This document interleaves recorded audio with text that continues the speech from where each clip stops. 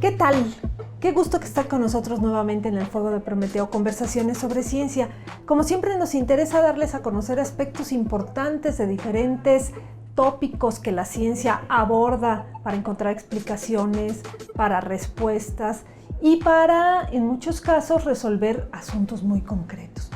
El programa de hoy engloba todos estos aspectos al dedicarse al estudio del carbono 14, de la datación, de poner fechas, de decir cuál es el origen y la edad de objetos o de procesos o de extractos orgánicos, porque el carbono 14 forma parte de la vida. El Laboratorio de Espectrometría de Masas del Instituto de Física, junto con la Facultad de Ciencias, mantienen un trabajo de colaboración constante e interdisciplinario con otras áreas del conocimiento como la geología, la arqueología, la antropología y recientemente las ciencias forenses.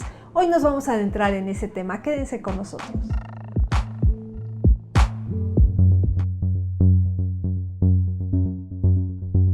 Establecer las fechas de origen de objetos, procesos biológicos y ejemplares orgánicos es una tarea que ha ocupado las mentes de investigadores y técnicos en distintos campos del conocimiento arqueológico, geofísico, oceanográfico, artístico y recientemente el forense. El dato de edad aproximada o exacta aporta información relevante que permite explicar los procesos de nacimiento, formación o elaboración de las muestras analizadas.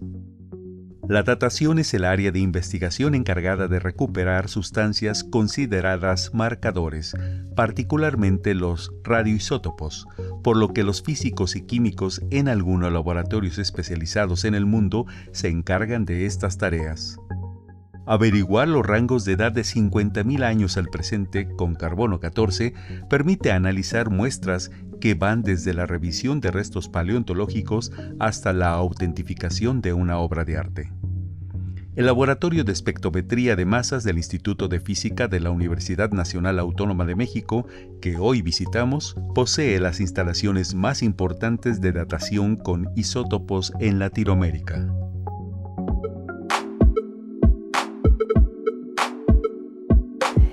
¿Qué tal? Como ya les dijimos, estamos haciendo este programa El Fuego de Prometeo, conversaciones sobre ciencia, nuevamente en la Universidad Nacional Autónoma de México.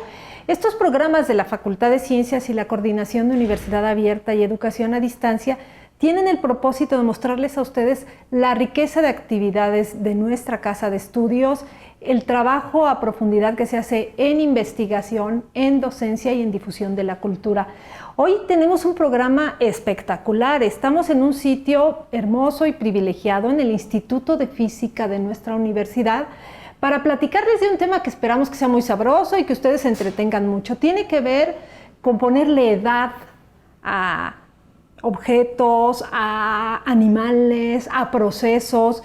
Ya les vamos a explicar con los expertos del Laboratorio de Espectrometría de Masas aquí en el Instituto de Física en qué consiste todo este trabajo y van a ir viendo a lo largo del programa algunos aspectos del laboratorio, de los equipos que se usan, algunos más sofisticados que otros, y iremos contando, si se puede, algunas anécdotas aquí con nuestros tres invitados especiales el día de hoy.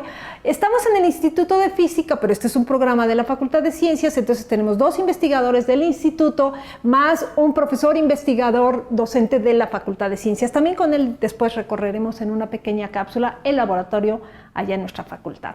Entonces, bueno, bienvenidos, quédense con nosotros, seguro les va a interesar.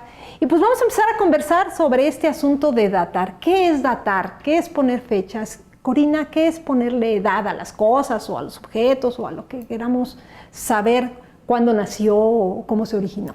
Efectivamente, es determinar, por ejemplo, en el caso de datación de objetos antiguos, es determinar el tiempo que ha transcurrido desde la muerte de ese organismo o de esa persona que estuvo viva, y eso es determinar la edad. Uh-huh.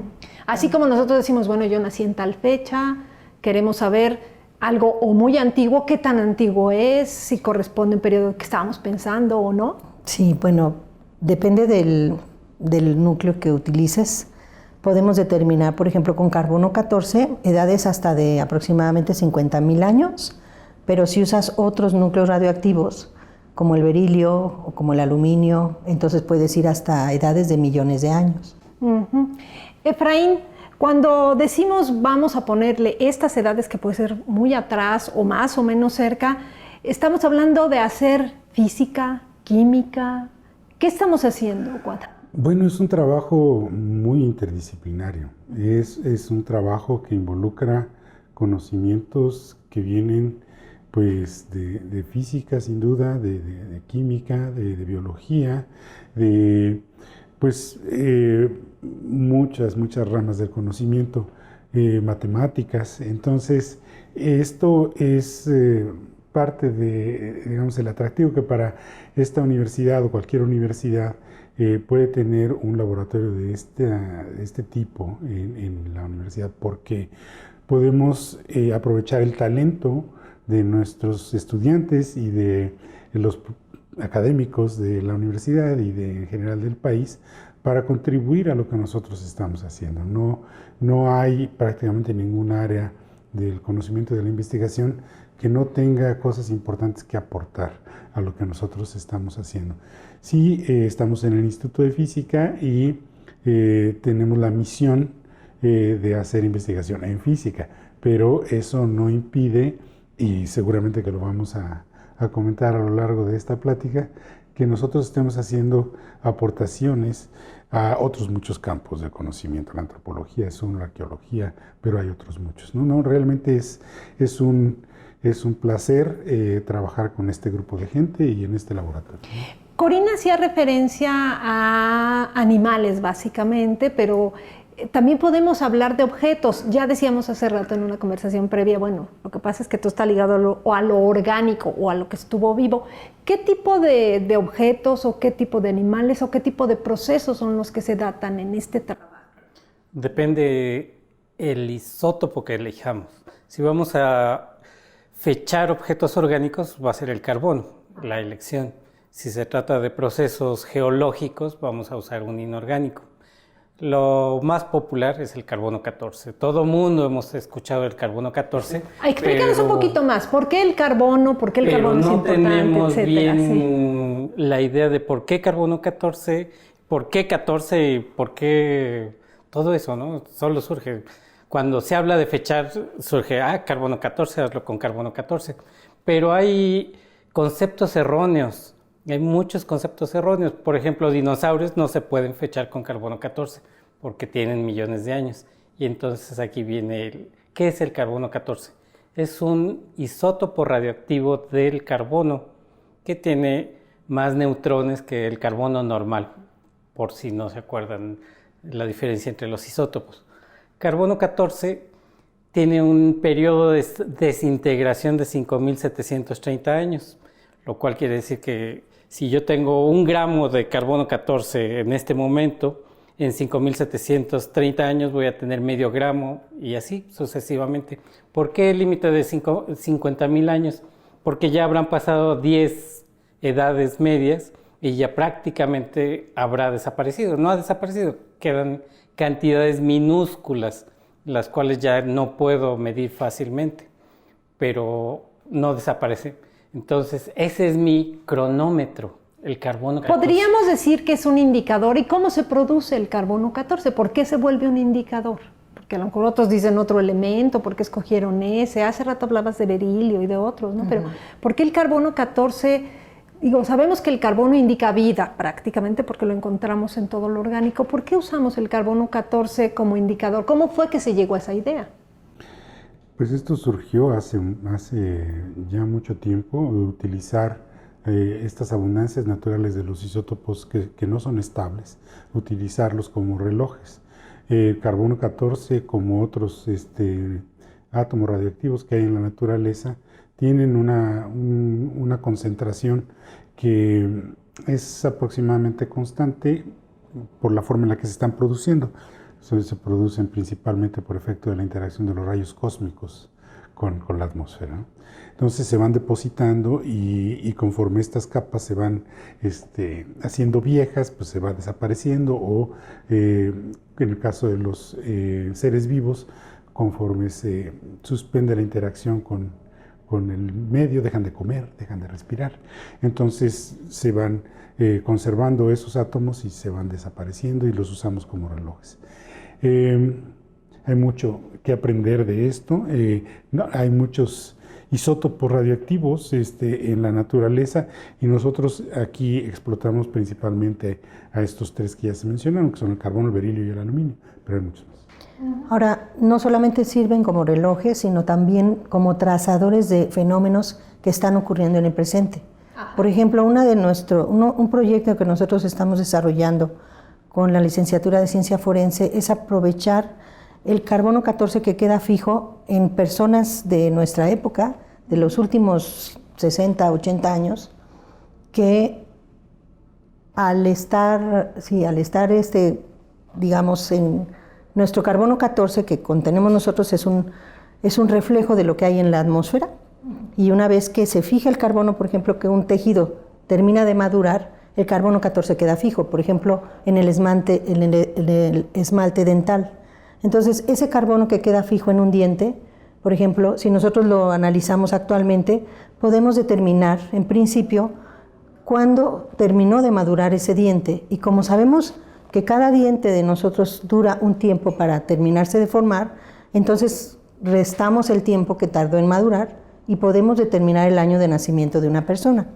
Ese es un ejemplo de usar un isótopo como estos, como un trazador y no un reloj. Y no un reloj. Entonces estamos viendo que podemos hacer estudios, que ustedes hacen estos estudios desde muy atrás, 50,000 años, hasta cosas del presente. Entonces estamos encontrando muchas aplicaciones para el trabajo que se hace. Más adelante quisiera que platicáramos más, Corina, de este proyecto con forenses, porque además cada vez oímos hablar más de los estudios forenses. De hecho, la UNAM tiene ahora una licenciatura aprobada en eso, entonces sería interesante que los chicos que están viendo la tele o sus papás supieran que por ahí también hay una posibilidad de trabajo. Estamos hoy platicando desde el Instituto de Física de la Universidad Nacional Autónoma de México en este programa El Fuego de Prometeo, conversaciones sobre ciencia. Quédese con nosotros, por favor.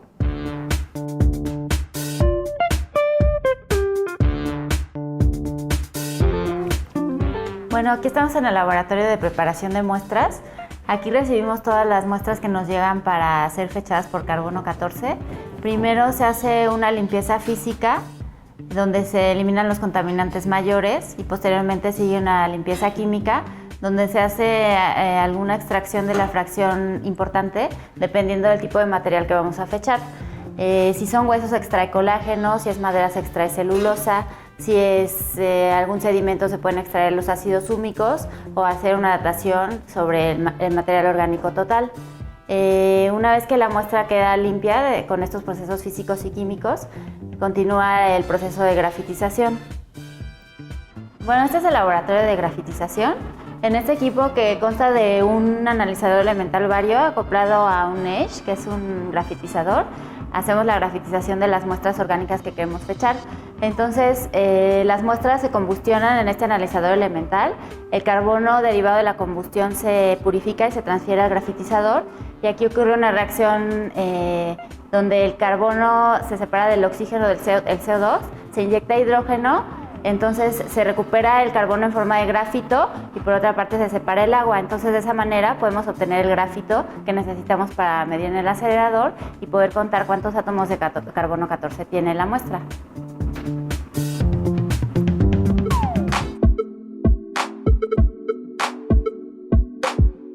Estamos aquí en el Fuego de Prometeo, conversaciones sobre ciencia. Hace un rato les decía, estamos en un sitio especial en el Instituto de Física de nuestra casa de estudios y estamos platicando sobre los asuntos de poner una fecha o datar o decir cuándo se originó una situación, un fenómeno, pero también pues, estamos hablando de procesos en el presente.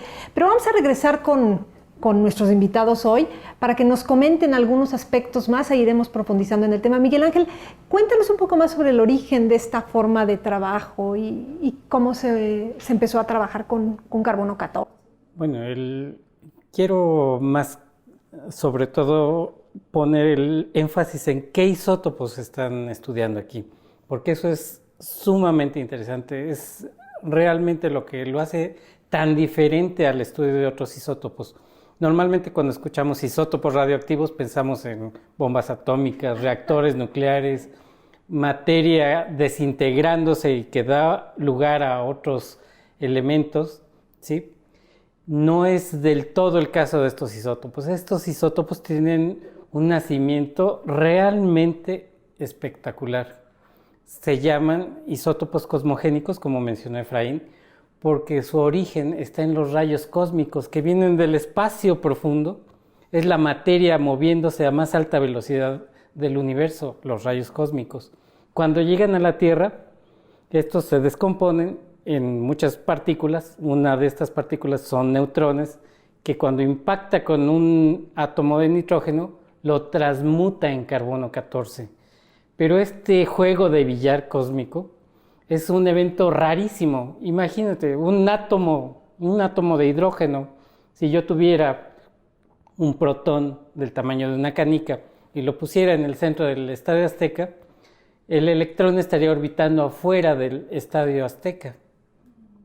Tan pequeño es un núcleo atómico. Imagínate el evento de que un rayo cósmico impacte justo en un núcleo de carbono, de nitrógeno, y lo transmute a carbono 14. Es un evento raro.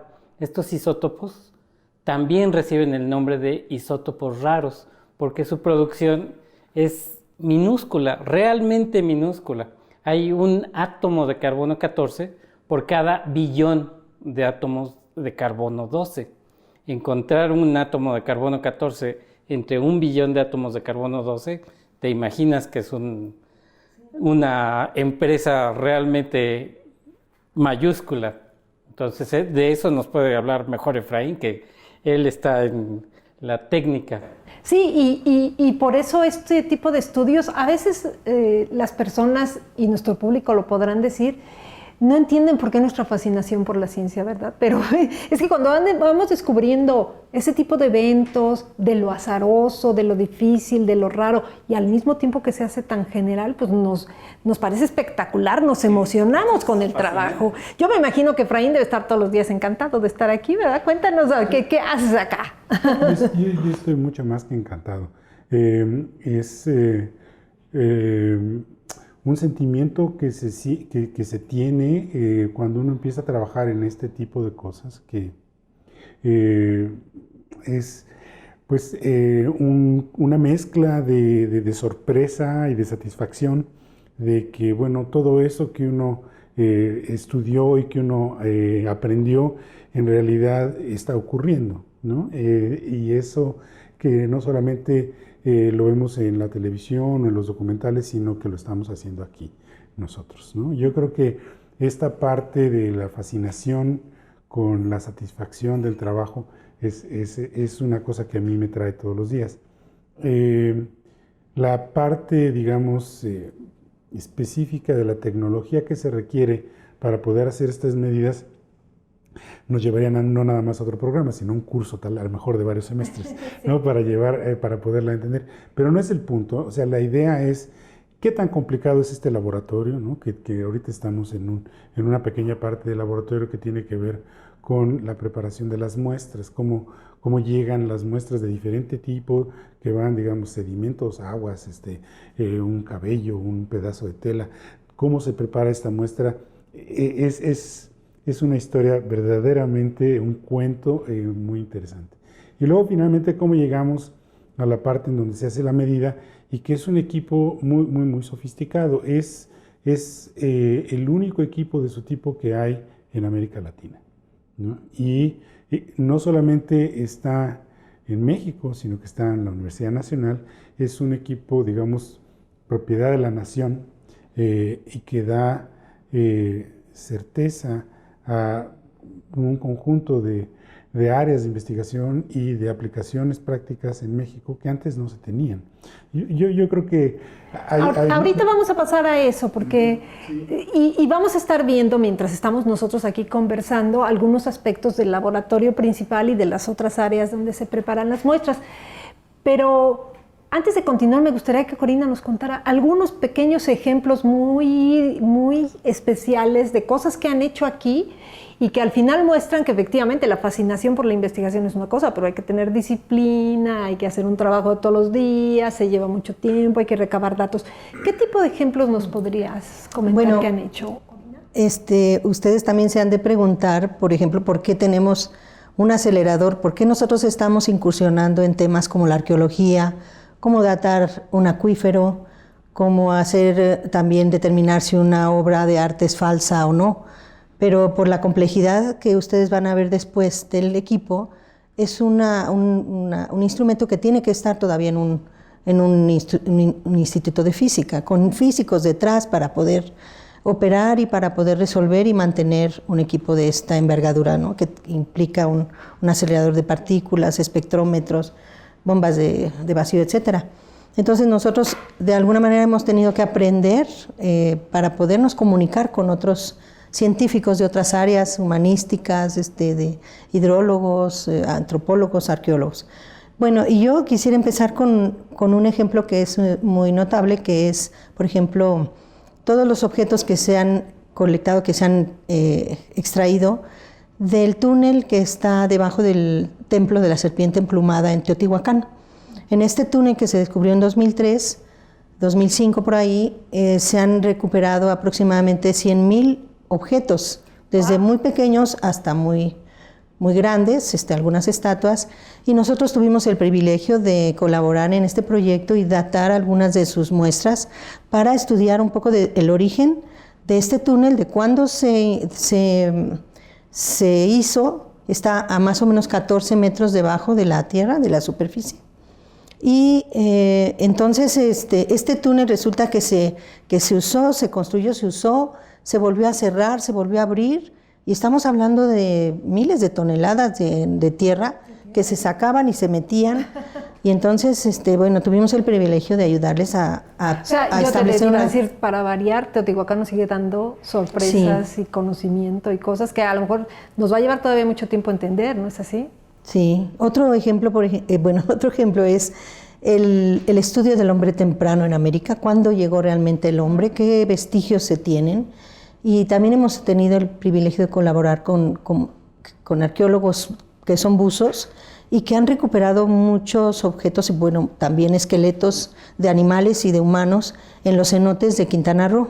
En toda esta red de agua subterránea que en un momento fueron cuevas secas y que al subir el nivel del mar en los últimos 6,000 años, pues se fueron inundando, y entonces esos vestigios de huesos y de madera, de carbón, quedaron ahí, porque como el agua sube tan lentamente, pues los esqueletos quedaron prácticamente en la posición en la que murieron, ¿no? Entonces hemos fechado huesos de animales que ya están extintos, como gofoterios, como el perezoso gigante, llamas, caballos y algunos huesos humanos también. Bueno, vamos a seguir comenzando sobre más ejemplos de este tipo. Como verán ustedes, es fascinante, es un mundo fascinante, y que a lo mejor ustedes pensaban, bueno, la gente se va al campo, recoge cosas y luego elucubra cuánto tiempo tendrá. No, hay ciencia atrás de dar fechamientos, y luego esos datos regresan a los arqueólogos, a los antropólogos, y se hace una interpretación más precisa. Estamos en el Instituto de Física de la Universidad Nacional Autónoma de México, hoy hablando con distinguidos investigadores de la Facultad de Ciencias y del Instituto sobre los asuntos de datar objetos, procesos y cosas muy interesantes. Quédense con nosotros, por favor.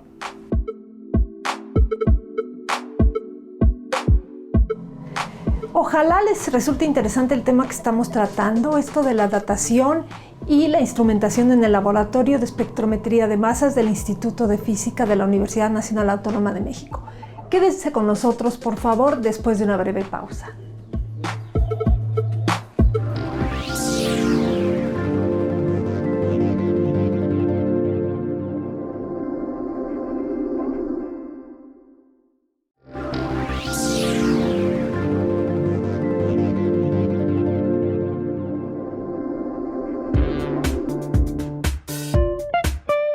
Bueno, esta es la parte del separador isotópico, que consta de una cámara donde se insertan las muestras, un horno de cesio, algunos filtros que son los imanes, un acelerador de un megavolt, un imán más grande que es el que separa el carbono 12, 13 y 14. Y terminamos en un detector de gas. Los resultados, este sistema está conectado por fibra óptica hacia el cuarto de control. Si quieren podemos pasar al cuarto de control, donde llevamos a cabo todas las medidas y controlamos todo el acelerador. Si quieren pasamos por acá. Esta es la computadora de control. Aquí podemos controlar todo el acelerador. Tenemos en esta parte un diagrama del acelerador donde podemos abrir, cerrar válvulas, controlar la parte del horno y en este momento está trabajando el acelerador. Podemos ver algunos datos que nos arrojan de las condiciones del acelerador y en algún lado acá, en esta parte estamos viendo los resultados. Estos son ya los resultados. En este momento estamos metiendo una muestra de berilio. Yo creo que este es un blanco porque el área de interés, que es esta parte oscura, ahorita la voy a hacer desaparecer, esa parte no ha caído en ninguna cuenta, entonces seguramente ahorita estamos midiendo un blanco. Y bueno, este es en sí el acelerador.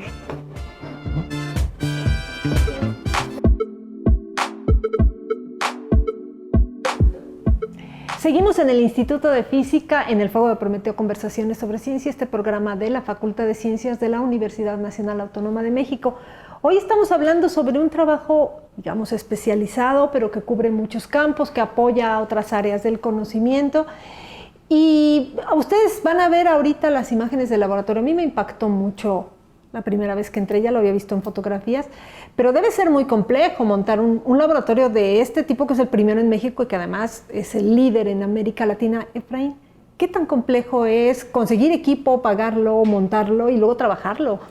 Bueno, sí, probablemente conseguir el dinero, convencer a la gente que decide sobre el uso de estos recursos es una de las partes más complejas. Pero después nos damos cuenta que te sacaste el tigre en la rifa, porque llega un equipo que está hecho de decenas de miles de partes, que todas ellas tienen que funcionar para que el todo funcione. Cualquiera de ellas que falle deja de funcionar. Es un equipo muy sofisticado, está controlado por una serie de sistemas digitalizados que nos dicen cuando empieza algo a no funcionar bien.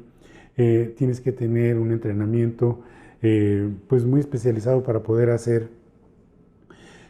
operarlo de manera correcta, que esto no vayas pues a apretar el botón equivocado en el momento equivocado.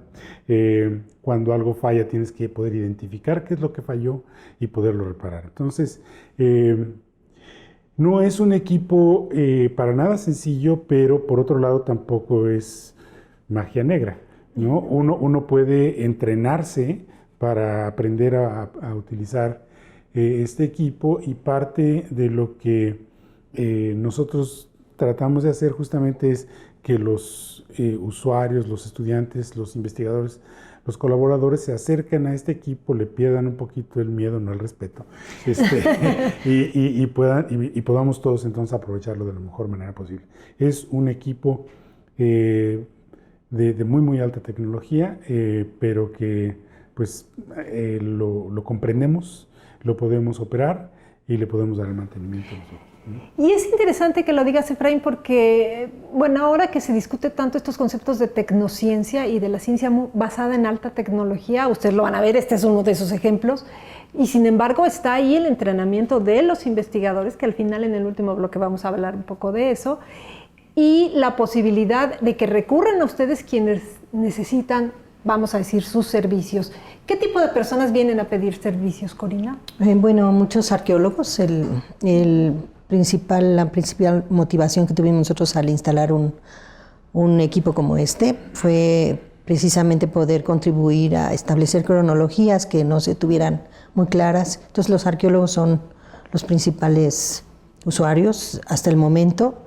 También tenemos pues gente que ha traído, por ejemplo, obras de arte a datar. Tenemos también una colaboración con investigadores de biólogos y Supongo geólogos, ¿no? Geólogos, muchos geólogos también, paleoecólogos para usar columnas, núcleos sedimentarios y determinar cómo ha ido cambiando el clima en los últimos miles de años o cientos de años, cómo prevenir, digamos, el futuro, ¿no? La ecología conociendo el pasado. Algunos hidrólogos que también se interesan en datación de agua nos están esperando que ya empecemos a hacer datación. Y bueno, no sé el problema del agua que es terrible ahorita en el mundo y en México no se va a escapar, así que... sí, y me menciona Efraín, por ejemplo, el caso de la ciencia forense, que estamos estableciendo proyectos de investigación. Ahorita estamos en la etapa de investigación. Con los arqueólogos ya es una técnica bastante ya consolidada, la datación de objetos arqueológicos. Miguel Ángel, cuando los investigadores o las personas que están interesadas en los servicios traen las muestras o dicen, me interesa saber esto, ¿de dónde es? ¿De dónde salió? Hay gente que tiene herencias a lo mejor raras de objetos y dice, ¿qué hago? O lo quiero vender, o lo quiero colocar, o siquiera quiero tener una ficha, y vienen. Más o menos nárranos muy en general cuál sería el proceso. Ustedes reciben, toman una muy pequeña muestra, supongo yo, de ese objeto y luego hacen el proceso, ¿no es así? Precisamente esa es la gran ventaja de esta técnica. Requiere cantidades de muestra muy pequeñas, entre 1000 y 10,000 veces menos que la técnica con la que inició la datación. Sí, no me imagino teniendo que mutilar una obra de arte para saber de cuándo era, ¿verdad? Y es precisamente por lo cual se usa para objetos únicos como son los arqueológicos o las obras de arte. No quieres estarle cortando pedazos. Fue la técnica con la que se fechó el manto de Turín, tan conocido, los rollos del Mar Muerto, ¿sí?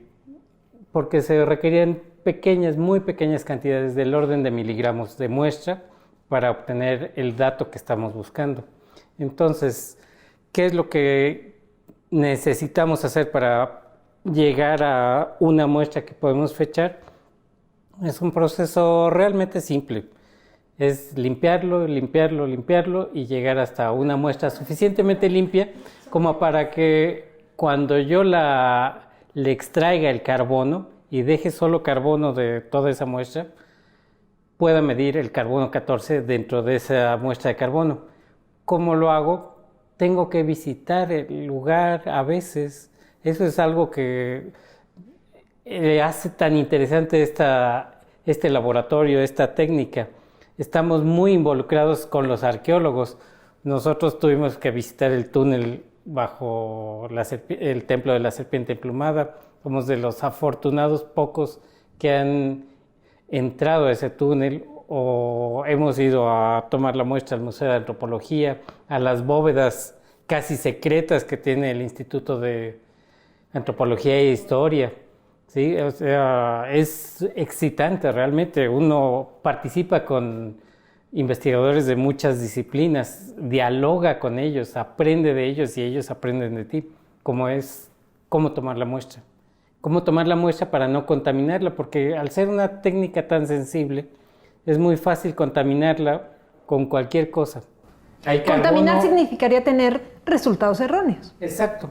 Si tú lo tomas con los dedos, la mugre de tus dedos tiene carbono moderno que haría que tu objeto sea más moderno. ¿Sí? Y si estamos contando del orden de 1 en 1 billón, cualquier partícula de polvo te da ya una y en fecha procesos tan delicados como esto del manto de Turín o los rollos o las piezas arqueológicas de Teotihuacán, pues sí tiene que ser muy cuidado el proceso. Es por eso que es una técnica cara. Cada material que se usa, cada tubo de ensayo, se usa una sola vez y se desecha. No se puede volver a utilizar el material. Entonces, tomas la muestra y comienzas el proceso de limpieza, que es diferente para cada muestra, ¿sí? Porque puede llegar la piel de una momia, la tela de la venda de una momia, la madera de un arcón, cualquier cosa de materia orgánica. Sí, o sea, en toda la civilización pues hemos creado una cantidad de objetos que seguro serían sujeto de un estudio si pudiéramos darle fecha a todo. Ahorita me vino a la mente luego un asunto de los vikingos, no sé por qué, pero pensé, por ejemplo, esas naves preciosas, cómo encontraron una, ¿no? Pero es una fortuna porque justo el carbono 14 queda en lo que es el desarrollo de la humanidad. Cuando nos establecemos como sociedades, entre en esos 50.000 años, entonces el carbono 14 ha tenido un impacto tal en nuestro conocimiento sobre nosotros mismos, tal que la hace una de las técnicas más relevantes del siglo pasado, más importantes, con más impacto en nuestro conocimiento de nosotros mismos, porque nos ha permitido estudiarnos. Eso me gusta mucho, porque a lo mejor todavía hay, espero que cada vez menos en el público, la idea de que la ciencia es algo ahí aislado, raro, hecho para pensadores extraños que no tienen ninguna aplicación, pero que la física esté contribuyendo a entender la civilización, el mundo, a través de laboratorios que parecen muy sofisticados, pero que al final están interactuando con un montón de áreas del conocimiento, puede ser es muy valioso y claro, nosotros nos sentimos orgullosos que sea la Universidad Nacional quien lo hace, ¿verdad? Vamos a seguir conversando hoy desde el Instituto de Física sobre este laboratorio LEMA, que esas son las siglas. No va a ser fácil que ustedes vinieran y entraran al laboratorio, pero seguramente pueden a través del portal del Instituto de Física enterarse el tipo de cosas que se hacen aquí. Continúen con nosotros, por favor, en el Fuego de Prometeo, conversaciones sobre ciencia.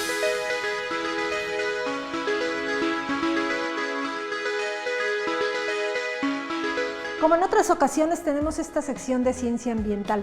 Hoy desgraciadamente no está la doctora Equigua, pero afortunadamente para ella anda en el campo haciendo investigaciones muy interesantes. Estamos en el Laboratorio de Física de Radiaciones 2 de la Facultad de Ciencias, donde el doctor Miguel Ángel Martínez nos explicará qué se hace. Ustedes van a ver cómo, incluidas las áreas que tienen que ver con biología, con arqueología, con química, con un montón de campos de trabajo, pueden venir a formarse para trabajar en muestras de carbono 14 y luego trasladarse al laboratorio LEMA, donde hemos tenido la conversación con un grupo de investigadores de allá. Quédense con nosotros en esta cápsula de ciencia ambiental, por favor. La vez anterior estuvimos en el laboratorio de espectrometría de masas con aceleradores, el primer laboratorio en Latinoamérica capaz de medir carbono 14, berilio 10, aluminio 26, yodo 129, isótopos cosmogénicos que están en una concentración tan baja que es equivalente a encontrarnos en una playa de aproximadamente 4 kilómetros de longitud un solo grano. Si nosotros quisiéramos ese grano en particular y paseáramos por esa playa y dijéramos, este grano es el que quiero, tan difícil es medir carbono, berilio, aluminio o yodo como hacer eso. ¿Por qué? Porque está en concentraciones de un átomo de carbono 14 por 1 billón de átomos de carbono normal. Es una herramienta espectacular. Nos da acceso a mucha información de eventos del pasado para arqueólogos, antropólogos, pero también para geólogos, geofísicos, geoquímicos, de eventos que han ocurrido y de cómo ha quedado guardada esa información en los isótopos cosmogénicos que se van generando continuamente, a diferencia de los isótopos radiactivos que se van degradando y van dejando a otros isótopos que pueden rastrearse también. El carbono 14 puede resultar de desintegración radiactiva, pero la parte interesante del carbono 14 es la que viene de la interacción con los rayos cósmicos que ya mencionamos una vez. Pues bien, hasta hace muy poco no había dónde aprender la técnica de carbono 14. Si uno quería aprender la técnica de carbono 14 como estudiante de licenciatura, yo había leído el uso del carbono 14 para cronometrar edades de objetos. Hay 2 o 3 instituciones donde se podía hacer hasta 2013. Uno es el Laboratorio Universitario de Radiocarbono de la Universidad Nacional Autónoma de México, donde se hacen estudios a través de una técnica que es la técnica radiométrica, que es la misma que tenemos en este laboratorio de la Facultad de Ciencias, también de la Universidad Nacional Autónoma de México. Sin embargo, esta técnica requiere grandes cantidades de material, alrededor de gramos, del orden de gramos de una muestra, pero si estamos hablando de muestras únicas, necesitamos el menor impacto sobre estas muestras. Es así que usamos ahora la técnica del laboratorio de espectrometría de masas con aceleradores. Pero para ingresar a él, este es un espacio donde los alumnos, primero de la Facultad de Ciencias y luego de toda la Universidad Nacional, pueden tener acceso a ese otro laboratorio.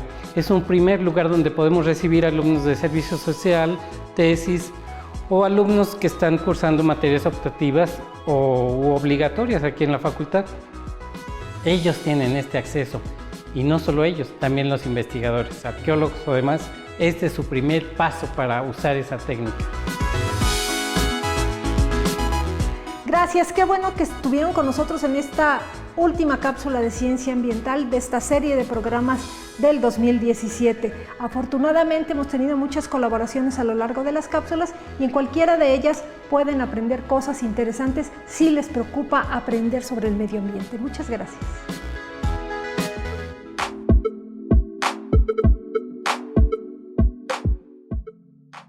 Bueno, vamos a entrar a esta última parte de nuestro programa en el Instituto de Física con la Facultad de Ciencias. Ya han estado viendo algunos aspectos de la parte principal de las áreas de preparación de muestras y del laboratorio y se darán cuenta que es un trabajo que requiere seguramente una preparación previa de los investigadores, de los técnicos y de todas las personas que participan en estos procesos que son finos, delicados, limpios. Entonces, me voy a permitir preguntarle aquí a Corina, a ver, ¿qué requiere uno si quiere dedicarse a lo que tú haces? O sea, ¿qué formación tienes? ¿Cómo te metiste en este campo?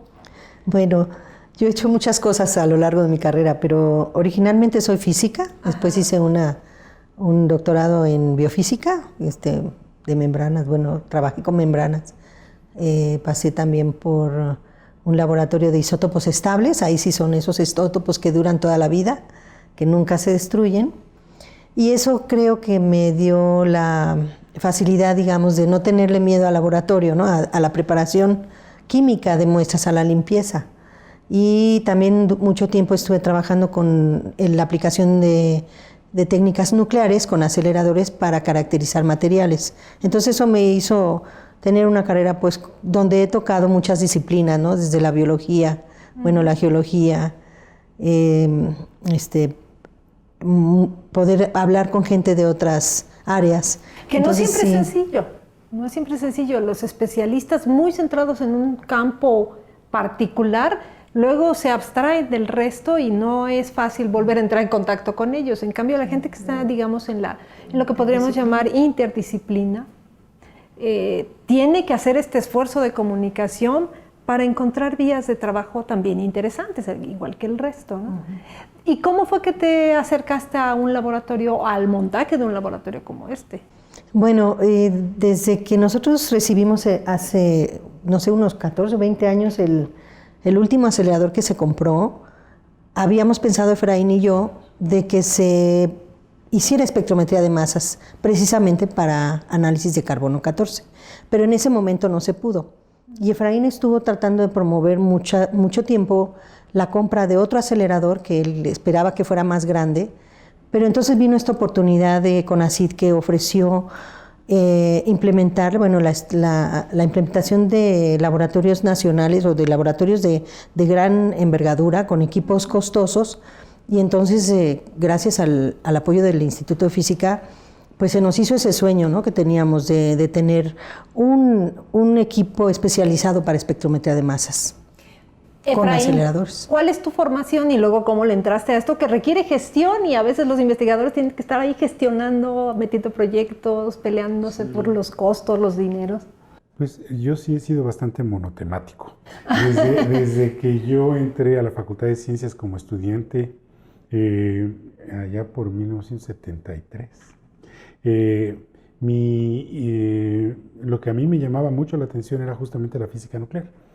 Y realmente ahí me quedé toda mi vida. Yo empecé a trabajar con aceleradores de partículas desde hace muchos años y he conocido muchos laboratorios con aceleradores de muy diferente tipo.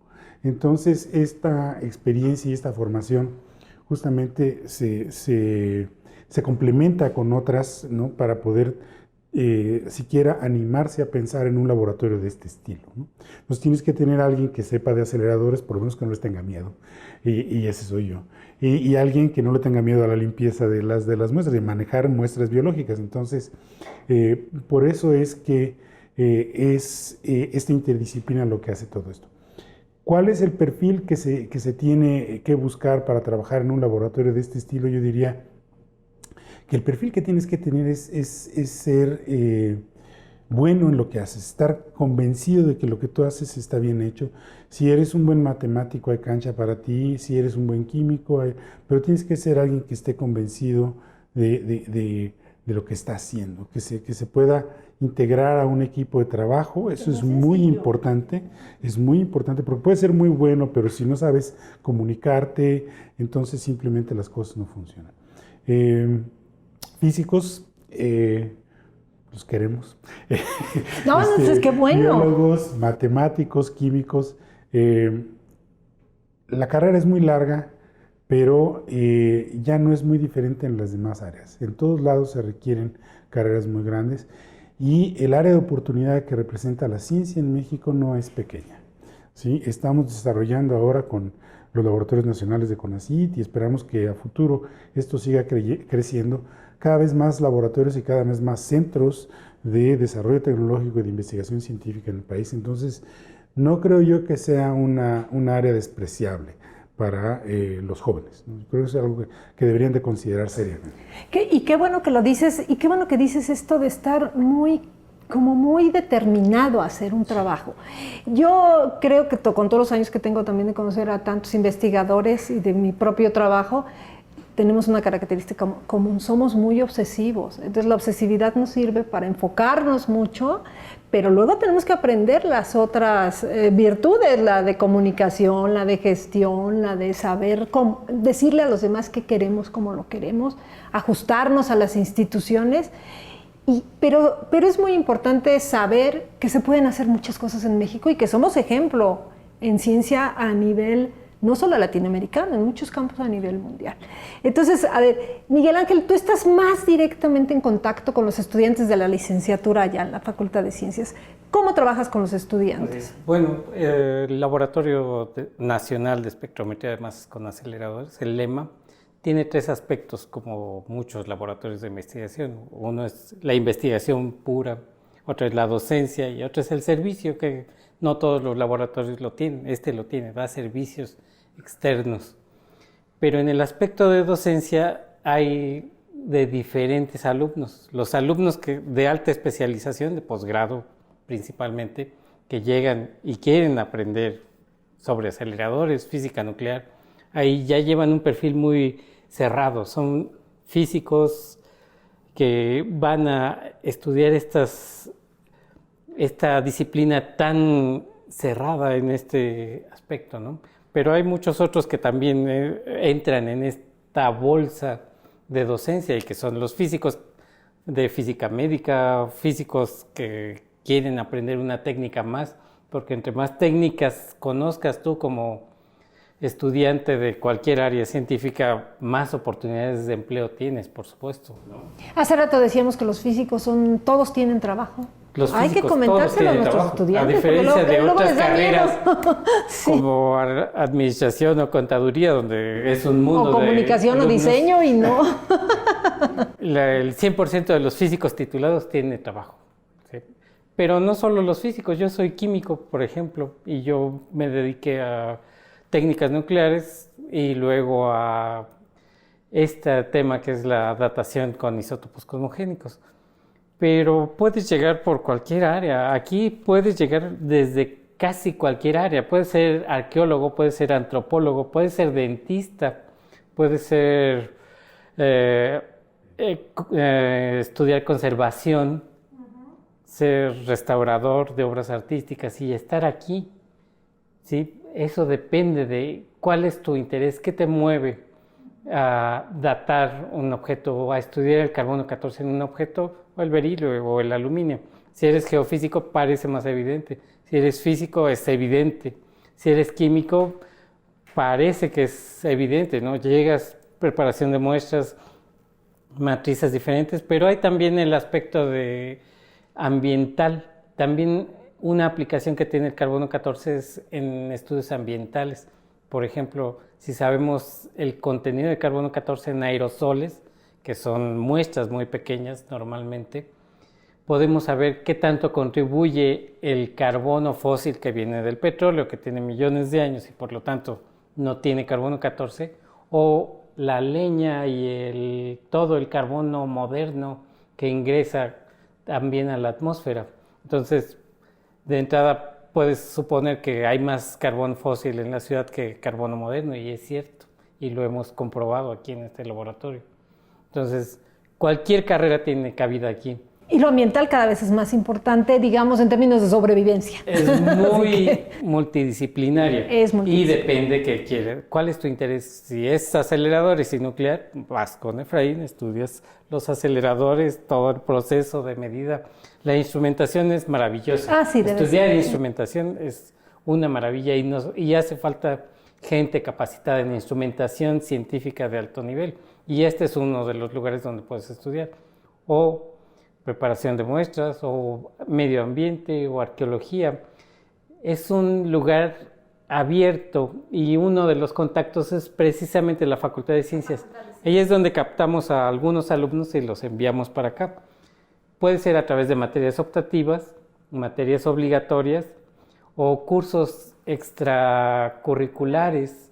En eso se entran los arqueólogos, precisamente. Hasta antes de la creación del lema, no había donde un arqueólogo pudiera trabajar con sus muestras. Eran limitados los lugares donde podías ir tú. Y ahora tú puedes traer tus muestras y participar en el proceso. Bueno, yo les agradezco a los tres. Ha sido una oportunidad maravillosa. El laboratorio es excepcional. Ustedes hacen un trabajo muy interesante. Unos más cargado a la investigación, otros más a la docencia. Los tres son doctores que hacen un esfuerzo académico por preparar nuevo personal e interesar a la gente que nos ve en la televisión, siquiera por saber qué hacemos en la Universidad Nacional. Muchas gracias a los tres, felicidades por su trabajo y nosotros los esperamos en el siguiente de la serie. Muchas gracias por habernos acompañado hoy. Esperamos que haya sido de su interés esta emisión. Siempre tenemos temas para ustedes. Ojalá se puedan comunicar con nosotros y decirnos qué opinan, qué necesitan, qué les gustaría saber. Hoy hemos tenido un interesante programa en el Instituto de Física de la UNAM y esperamos que puedan consultar el resto de los programas con nosotros en el canal de YouTube. Gracias por habernos acompañado.